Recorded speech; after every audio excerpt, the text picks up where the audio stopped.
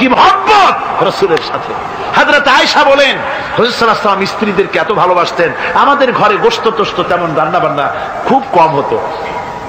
গোশত রান্না হবে কি, মাসের পর মাস চলে গেছে রাসূলের বাড়িতে হুজুর স্ত্রীরা বলেছেন আমাদের ঘরে চুলে আগুন জ্বলে নাই, একটু শুকনা রুটি, একটু শুকনা খেজুর আর একটু পানি খেয়ে আমাদের জীবন চলেছে, এরকমের অবস্থা হয়েছে।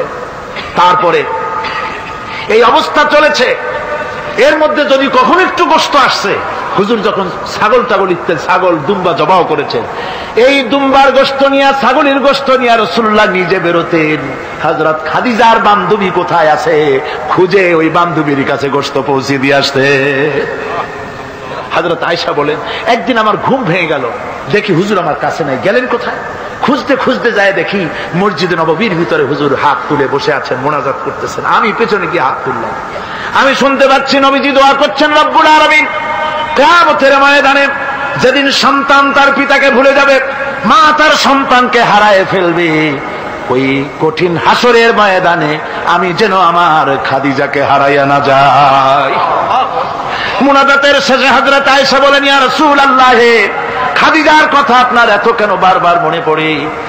একটা বুড়িরে বিয়ে করেছিলেন 25 বছর বয়সের সময়, 40 বছর বুড়ি, তার কথা কেন এত মহব্বত আপনার মনে পড়ে? তার থেকে যুবতী মেয়ে, সুন্দরী মেয়েকে আপনার স্ত্রী হিসেবে আপনি পান নাই? হুজুর বলেন আয়েশা রে, খাদিজার সম্পর্কে এমন কথা তুমি আর বলো না, তোমরা সবাই আমার সুখের দিনের স্ত্রী, আর খাদিজা আমার এমন সময় স্ত্রী ছিল যখন মক্কায় আমার আশ্রয় ছিল না, তামাম মক্কা নগরীতে আমার আশ্রয় ছিল না। খাদিজার সঞ্চিত সমস্ত ধনরাশি ইসলাম কবুল করার পর দুহাতে খাদিজা বিতরণ করে দিয়েছে। হযরত আয়েশা বলেন হুজুর আমার গোস্তাকি মাফ করে দেন, আমি আর এরকম বলবো না, তবে খাদিজা সম্পর্কে আমার কিছু একটু শুনান। হুজুর বলেন আয়েশা রে শোনো, গভীর রাত, যত রাত হোক না কেন ইসলামের দাওয়াত দিয়ে দিয়ে গভীর রাত্রে আমি যখন বাসায় ফিরেছি, ঘরে এসেছি, দরজায় একটা মাত্র ডাক দিয়েছি খাদিজা, অমনি দরজা খুলে গেছে। আমি জিজ্ঞেস করেছি খাদিজা রে, যত রাত্রে আসলাম, যতবার আসলাম, একটা ডাকের বেশি লাগলো না, তুমি কি ঘুমাও না?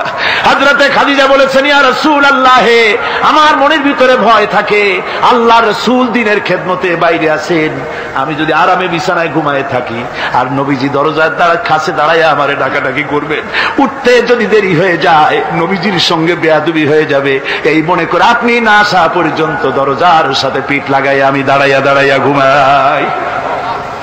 আমার ভাইরা, হযরতে খাদিজার ইজ্জত স্বয়ং আল্লাহ দিয়েছেন। কে দিয়েছেন? হাদিস শরীফে এসেছে রাসূলুল্লাহ জাবালে নূরে বসা, গারে হেরার ভিতরে বসা, হযরতে জিবরাইল রাসূলুল্লাহর সঙ্গে কথা বলতেছেন। একটু পরে হযরতে জিবরাইল বলেন ইয়া রাসূলুল্লাহ, আমি আর এখানে বসবো না, আমি এখন চলছি। আমি দেখতে পাচ্ছি খাদিজা আসতেছে আপনার জন্য খাবার নিয়ে। খাদিজা যখন আপনার কাছে পৌঁছে যাবে, আপনি খাদিজাকে শুনায় দিবেন আল্লাহ রাব্বুল আলামিন খাদিজাকে সালাম জানাইছে। সুবহানাল্লাহ। রাসূলুল্লাহর কাছে হযরতে খাদিজা যখন আসলেন, হুজুর বললেন খাদিজা আজকে তোমার জন্য দারুণ সুখবর। বলে কি?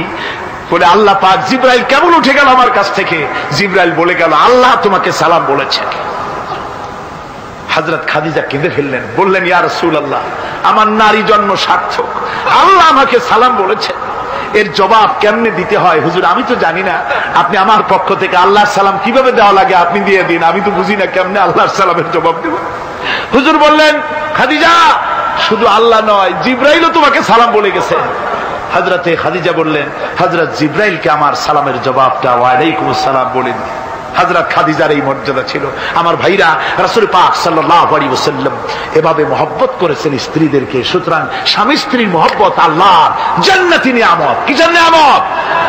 যে ঘরের মধ্যে স্বামী স্ত্রীর মধ্যে মিল মহব্বত আছে এটা বেহেশতের মতো, আর যেখানে মিল মহব্বত নাই এটা জাহান্নামের মতো। ঠিক কি? সুতরাং মহব্বত করুন, বেশি বেশি স্যাক্রিফাইস করুন, বেশি বেশি স্যাক্রিফাইস।